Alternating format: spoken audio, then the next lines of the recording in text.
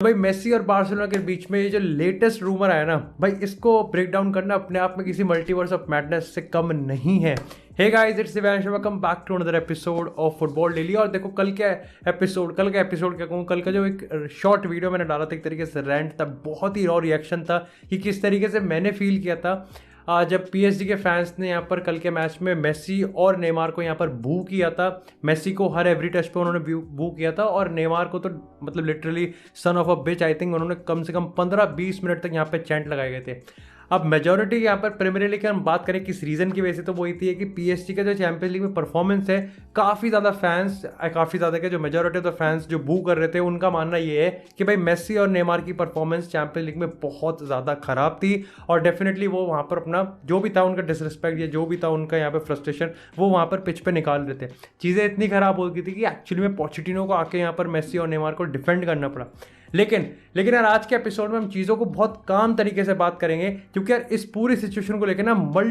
बहुत सारे पर्सपेक्टिव और बहुत सारे ओपिनियन है। लेकिन कल के यार एक शॉर्ट वीडियो में मैंने जो 2-3 कमेंट्स उठाए थे ना, काफ़ी ज़्यादा कंस्ट्रक्टिव क्रिटिसिज्म के थे। कुछ लोगों ने, देखो मेजोरिटी ऑफ द लोगों ने आपने मेरी बात से एग्री किया, लेकिन जिन कुछ लोगों ने एग्री नहीं किया ना, उसको हम आज यहाँ पे थोड़ा सा यहाँ पर एड्रेस करेंगे। और डेफिनेटली भाई हम मेसी और बार्सिलोना को लेकर काफ़ी बड़ी अपडेट है जिसको हम यहाँ पर डिस्कस करेंगे। अब सबसे पहला चीज़ तो यहाँ पे जो मैंने कल के एपिसोड में बोला था वो ये था कि भाई एक्चुअली में पीएसजी मेसी के लिए पागल थी और उसके सिग्नेचर के लिए पागल थी। इस पे मेरे को यहाँ पर काउंटर किया जाता है कि भाई देखो यार, ये तो दिव्यांश भाई तुमने बिल्कुल ही एक तरफा बायस्ड होकर बात कर दी और ये तो तुम मेसी के लिए बिल्कुल शुगर कोटेड बात कर रहे हो। यहाँ पर चीज़ें सिर्फ एक तरफा नहीं थी, बल्कि खुद यहाँ पर मेसी भी यहाँ पर कहीं ना कहीं काफ़ी ज़्यादा कीन था कि वो यहाँ पर पीएसजी को ज्वाइन करना चाहता है। अब देखो यार, इसके अपने आप में दो पहलू होते हैं। सबसे पहले अगर हम थ्योरी की बात करें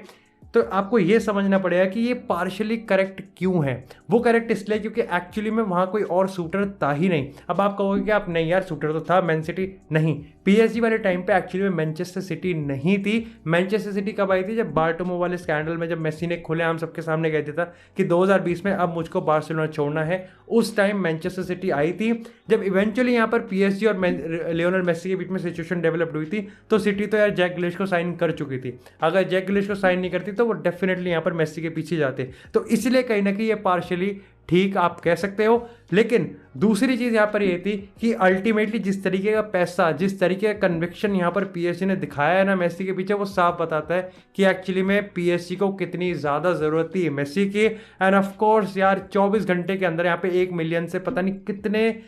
कितनी जर्सीज उसने सेल करी है, यहाँ पर कितना रेवेन्यू उसने पीएसजी को दिया है, कितने फॉलोअर्स उसने पीएसजी को दिए हैं, पूरी लीग वन को उसने कितना ज़्यादा अट्रैक्शन दिया है। तो डेफिनेटली यहाँ पर पता चलता है कि इफेक्ट यहाँ पर मेसी का कितना ज़्यादा था।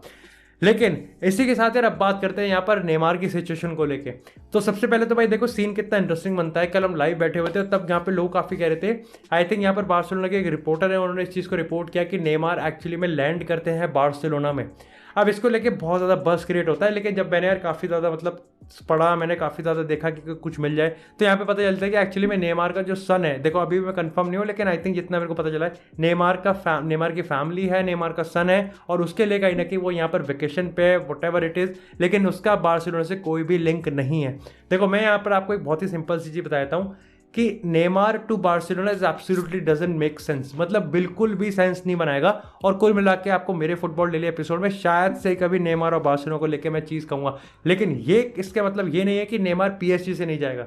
मैं आपको बता दूं इस समय कहीं ना कहीं नसीर अल खिलाफी बिल्कुल मतलब तय करके बैठा है कि नेमार को सेल करना ही करना है। और यहाँ पर यह भी अब निकल के आ रहा है कि लियोनार्डो यानी कि स्पोर्टिंग डायरेक्टर भी पीएसजी से हटेगा। तो पीएसजी से बहुत कुछ यहाँ पे चेंज होने वाला है। और of course Kylian Mbappe is coming to Real Madrid, इसको आप बदल नहीं सकते। अब इसको कोई भी नहीं बदलता। कल सारी रिपोर्ट्स ने इस चीज़ को कंफर्म कर दिया है कि एम्बापे 6 साल का कॉन्ट्रैक्ट यहाँ पे साइन कर रहा है रियल मैड्रिड से। लेकिन इसी के साथ यार बात करते हैं अब यहाँ पर सबसे बड़ी अपडेट से कि यहाँ पर क्या मेसी और बार्सिलोना के बीच में एक बहुत बड़ा लिंक हमको सामने देखने को मिला है। अब देखो यार, यहाँ पर जो जेरार्ड रोमेरो है ना, उन्होंने बहुत ही इंटरेस्टिंग स्टोरी, लाइक इस इवेंट का अगर आप टाइम देखो ना काफ़ी ज़्यादा इंटरेस्टिंग है। सबसे पहले तो देखते हैं कि रिपोर्ट क्या है। आप देखो रिपोर्ट के हिसाब से जो नेमार के जो मेसी के एजेंट है और मेसी के जो फादर है यानी कि जॉर्ज मेसी, उन्होंने कुछ दिन पहले यहाँ पर बार्सिलोना के बोर्ड में एक तरीके से आपको इंक्वायरी की थी कि क्या यहाँ पर इस समर यानी कि समर 2022 में मेसी और बार्सिलोना के बीच एक पॉसिबल रियूनियन हो सकता है या नहीं।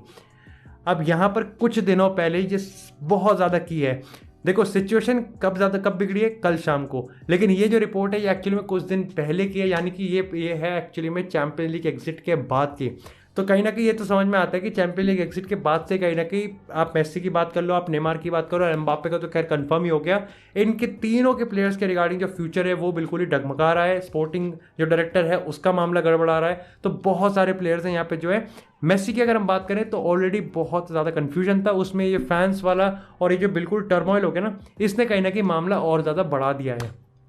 लेकिन अब इसी के साथ यहाँ पर इन्होंने ये भी चीज़ कही है कि आने वाले टाइम में मेसी और बार्सिलोना के बीच जो रिपोर्ट्स है ना वो और भी ज़्यादा एक्सेलरेट होंगे, क्योंकि आने वाले टाइम में अब देखो इस फैंस वाले इंसिडेंट से पहले का ये सीन है और फैंस वाले इंसिडेंट के बाद का सीन आप जस्ट इमेजिन ही करो कि इस समय क्या होगा। अब काफ़ी एनालिस्ट हैं, काफ़ी रिपोर्टर्स की अगर हम बात करें तो वो इस थ्योरी पे काम कर रहे हैं कि एक्चुअली में द रीज़न कि क्यों यहाँ पर ऑल ऑफ अ सडन, मतलब लिटरली आप देखो बार्सिलोना के फैंस कितना ज़्यादा काफ़ी ज़्यादा कॉन्फिडेंट थे और काफ़ी ज़्यादा उनको ज़रूरत भी थी, लेकिन इस समय कहीं ना कहीं जिस तरीके से लेपोर्ता ने रिसेंटली आके यहाँ पर एक मतलब हालांड पे जो पूरी आग थी ना उस पर पानी ही फेर दिया। उन्होंने यहाँ पर एक चीज़ कहा कि अगर हम बहुत बड़ी यानी कि अल्टीमेट मार्क साइनिंग जिसे हम कहते हैं, अगर स्टेटमेंट साइनिंग करने के हमारे पास पैसे भी हैं, दैट डजंट एक्चुअली मीन कि बार्सिलोना वो साइनिंग करने वाली है, क्योंकि इस पॉइंट ऑफ टाइम पे यहाँ से जो बार्सिलोना की स्ट्रैटेजी है वो ये होने वाली है कि हम सिर्फ वही साइनिंग करेंगे जिससे कहीं ना कहीं बार्सिलोना के फाइनेंशियल स्ट्रक्चर पे असर नहीं पड़ेगा। और ऐसे में काफ़ी लोग ये चीज़ कह रहे हैं कि शायद से हालांड के पीछे ये जो पूरा ठंडा करने वाला मामला है उसके पीछे दो चीज़ें कि अब कहीं ना कहीं Manchester City is favourite to actually sign Erling Braut Haaland, और दूसरा है कि कहीं ना कहीं मेसी की अगर हम बात करें तो यहाँ पर चीज़ें थोड़ी सी पक सकती हैं। अब मैं आपको यहाँ पर ब्रेक डाउन करके मैं बता देता हूँ सीजन मेरे को क्या लग रहा है। देखो इरिस्पेक्टिव ऑफ द फैक्ट कि कितना ही मामला बिगड़ रहा है, कितना ही मामला ख़राब है, कहीं ना कहीं मेरे को अभी भी ये लगता है कि मेसी का समर 2022 में जाना बहुत ज़्यादा कॉम्प्लिकेटेड और बहुत ज़्यादा मुश्किल है। मैं आपको लगातार इस चीज़ को बताया था ना, जब मामला ख़राब भी नहीं हुआ था मैंने तो उससे पहले भी आपको कहा था कि एम्बाप्पे के जाने के बाद नेमार को वो निकाल रहे हैं, और ऐसे में मेसी का फेस वैल्यू पीएसजी कतई बर्दाश्त नहीं कर सकती। मतलब लिटरली उनके मतलब मैं ये तो नहीं कहूँगा कि कोई क्लब एक प्लेयर क्लब से मतलब उस तरीके का तो मैं स्टेटमेंट नहीं दूंगा, उसका ऐसा नहीं होगा कि एग्जिस्टेंस ही खत्म हो जाएगा, बट स्टिल बहुत बहुत ज़्यादा उनको यहाँ पर फेस वैल्यू का नुकसान होगा। ये मैं एक तरीके से कहना चाहूँ, भाई कोई भी पीएसजी का फ़ैन है तो प्लीज़ भाई ऑफेंड मत हो जाना। लेकिन इसी के साथ यहाँ पर अब बात करते हैं, यहाँ पर हम थोड़ी सी मैनचेस्टर यूनाइटेड से काफ़ी इंटरेस्टिंग सी स्टोरी है। सबसे पहले तो कुछ बात करते हैं जो राल्फ रांगनिक ने यहाँ पर बात की क्रिस्टियानो रोनाल्डो से। तो भाई रोनाल्डो की हैट्रिक के बाद रांगनिक काफ़ी ज़्यादा इंप्रेस है, एंड ही एक्चुअली सेड कि रोनाल्डो इस टीम का इंजन है, रोनाल्डो के पास वो मेंटालिटी है और Ronaldo definitely one of the GOAT है। मतलब ये मैं कह रहा हूँ, उसने नहीं कहा था, उसने तो यही कहा था one of the best players है। तो ये डेफिनेटली कहीं ना कहीं बहुत ज़्यादा क्रूशल टाइम होने वाला है और काफ़ी इंचे। लेकिन उन्होंने इस चीज़ पे भी एम्फसाइज़ किया कि मैनचेस्टर यूनाइटेड के ड्रेसिंग रूम में काफ़ी ऐसे प्लेयर्स हैं जिनको स्टेप अप करना पड़ेगा। और देखो मैं समझ पा रहा हूँ कि मार्कस राशफोर्ड वो प्लेयर है, मैग्वायर वो प्लेयर है, उसके बाद हम अगर बात करें यहाँ पर जेडन सांचो तो एब्सोल्युटली अमेजिंग है, पॉल पोग्बा वो प्लेयर है, ये वो प्लेयर्स है कहीं ना कहीं जिनको अब लीडरशिप अपने कंधे पे उठानी ही पड़ेगी। लेकिन इसी के साथ यार बहुत इंटरेस्टिंग पॉइंट यहाँ पर ये है कि आपको पता है कल के मैच में जो स्पर्स वाला मैच था जब हैट्रिक मारी थी टॉम ब्रैडी, जो कि काफ़ी जाने माने एनएफएल के प्लेयर है, जो रिटायरमेंट भी ले चुके थे आई थिंक कुछ टाइम पहले, वो यहाँ पर रोनाल्डो का मैच देखने आए थे और 24 घंटे के अंदर यहाँ पे टॉम ब्रैडी रिटायरमेंट से बाहर आ चुके हैं। हाँ मैं लाइक सीरियसली देख रहा हूँ, बड़े भैया की परफॉर्मेंस देख के टॉम ब्रैडी को भी लगा भाई अभी कुछ उम्र नहीं है, आई थिंक 36 साल के हैं टॉम ब्रैडी, और टॉम ब्रैडी ने यहाँ पर अपने रिटायरमेंट से बाहर आने का जो अनाउंसमेंट है वो अपने सोशल मीडिया के हैंडल्स पे कर दिया है। एब्सोल्युटली अमेजिंग भाई, बड़े भैया काफ़ी ज़्यादा इंस्पायर कर रहे हैं, काफ़ी इंटरेस्टिंग पॉइंट था इसलिए मैंने आपके साथ शेयर किया। लेकिन इसी के साथ यार अब बात करते हैं कुछ रियल मैड्रिड की। तो भाई रियल मैड्रिड के रिगार्डिंग ना मिडफील्ड को लेकर एक सिचुएशन बनी हुई है। सबसे पहले तो यहाँ पर यही चीज़ है कि हालांड की रेस पे वो अभी भी कहीं ना कहीं रेस में बने हैं, लेकिन मैं आपको बताता हूँ कि मैनचेस्टर सिटी का बहुत बड़ा मतलब अब जो गैप है ना वो सिटी और रियल मैड्रिड के बीच भी बढ़ता जा रहा है। सिटी काफ़ी ज़्यादा आगे है इस समय रेस में, लेकिन ऐसे में जो मिडफील्ड को लेकर जो सिचुएशन है वो अब कहीं ना कहीं क्लियर होती हुई दिख रही है।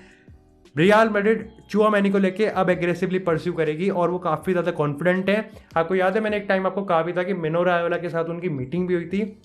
और वो मीटिंग हुई थी एएक्स के मिडफील्डर ग्रेवनबर्ग के साथ। अब ऐसा नहीं है कि ग्रेवनबर्ग को एक्चुअली में यहाँ पर मतलब ग्रेवनबर्ग को लेके एएक्स कोई हार्ड बॉल खेल रही है रियल मैड्रिड के साथ, लेकिन प्रॉब्लम यहाँ पर ये है कि रियल मैड्रिड को अब कहीं ना कहीं फील हो रहा है कि ग्रेवनबर्ग एक्चुअली में बायर्न की तरफ ज़्यादा बेंट हो रहा है, और ये चीज़ मैंने अपने फुटबॉल डेली के एक एपिसोड में बताया भी था। और ऐसे में चुआमेनी को लेकर यहाँ पर चीज़ें क्लियर होती हुई दिख रही है। प्लस इसमें एक प्रो पॉइंट ये है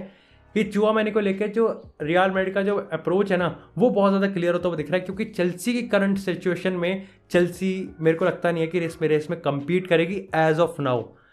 और सेम सिचुएशन देखो डेक्लन राइस में भी, मैंने आपको पहले बताया था डेक्लन राइस के लिए सिटी भी है, चेल्सी भी है, यूनाइटेड भी है, लेकिन अब आप चेल्सी को यहाँ पर बाहर कर सकते हो इस समय करंट फाइनेंशियल कंडीशन से। बात करिए चेल्सी की, तो चेल्सी के रिगार्डिंग मैं आपको एक इंटरेस्टिंग स्टोरी बता देता हूँ कि यहाँ पर थॉमस टूचल की यार जितनी तारीफ करो ना यार उतनी कम है। टूकल ने यार कल के मैच, सबसे पहले तो कल के मैच पे भाई काय हैवर्ट्स का वो गोल, मैं सही बता रहा हूँ, काय हैवर्ट्स ने परफेक्ट नंबर 9 के काफ़ी सारे जो टिक है ना वो यहाँ पर चेक करता है, मतलब सीरियस, मतलब काफ़ी सारे जो बॉक्सेस है ना उनको यहाँ पर टिक करता है। वो जो न्यूकासल के अगेंस्ट जो उसने गोल मारा ना वो इतना स्मूथ गोल मारा ना, वो ट्रांजिशन इतना स्मूथ था एब्सोल्युटली। आप देखो यार इस पूरे टाइम में, अभी कुछ रिसेंट टाइम्स की हम बात करें तो काय हैवर्ट्स एक्चुअली में बहुत ज़्यादा इंपॉर्टेंट और इन्फ्लुएंशियल प्लेयर निकल के आ रहा है। आप क्लच प्लेयर भी इस समय चेल्सी का उसको कह सकते हो। इसी के साथ अगर बात करें टूकल की, तो भाई टूकल ने इस चीज़ को कंफर्म कर दिया है कि यहाँ पर वो उसकी पोस्ट को कोई भी खतरा नहीं है, मतलब खतरा तो पहले भी नहीं था, बल्कि उसकी पोस्ट को लेकर कोई अनसर्टिनिटी नहीं है और उसके फ्यूचर अभी चेल्सी में ही लाई करता है। लेकिन उसने इस चीज़ को भी यहाँ पर इंडिकेट किया कि क्योंकि चेल्सी की सिचुएशन ऐसी है कि डे टू डे मतलब लिटरली हर दिन कहानी बदल रही है, तो यहाँ पर दो चीज़ उन्होंने कंफर्म कर दी कि सबसे पहले तो जब तक बस में फ्यूल होगा और फ्यूल के पैसे हमारे पास होंगे, हमारे पास पहनने के लिए जर्सी होगी, तब तक चेल्सी हर एक मैच खेलेगी। साथ ही साथ यहाँ पर उन्होंने अपनी मैनेजरियल पोजीशन को भी कंफर्म कर दिया कि मेरी पोजीशन पे कोई खतरा नहीं है। खतरा मतलब बार बार मैं खतरा क्यों कह रहा हूँ, मतलब अनसर्टेनिटी नहीं है, और आई एम वेरी श्योर कि मैं यहाँ पर चेल्सी के साथ ही कमिटेड हूँ। भाई सल्यूट यार इस बंदे को, जिस तरीके से भाई चेल्सी के साथ ये खड़ा है ना, लाइक सारा देखो काफ़ी ज़्यादा पैशनेट मैनेजर्स खड़े होते हैं, बट स्टिल साथ में खड़े होने के साथ साथ जिस तरीके से इसने मीडिया को हैंडल किया, जिस तरीके से इसने टीम ड्रेसिंग रूम को स्पिरिट को मेंटेन रखा है, यहाँ पे परफॉर्मेंस को मेंटेन रखा है, भाई टूकल को एब्सोल्युटली अमेजिंग और सल्यूट है। बाकी that's it for this episode guys, I hope आपको एपिसोड पसंद आया। और अगर यार डू यू रियली वांट कि मैं एक एपिसोड बनाऊं कि कितना एक्चुअली में वायबल है, कितना एक्चुअली में बेनिफिशियल होगा अगर बार्सिलोना और मेसी का रियूनियन हो, तो do let me know in the comment section. बाकी अभी तक आपने एपिसोड को लाइक नहीं किया तो लाइक करें, चैनल को सब्सक्राइब करें, आपको इसी तरह फुटबॉल से एक्सक्लूसिव कंटेंट चैनल पर मिलता रहेगा। तब तक के लिए stay tuned, stay safe and I will see you in the next episode.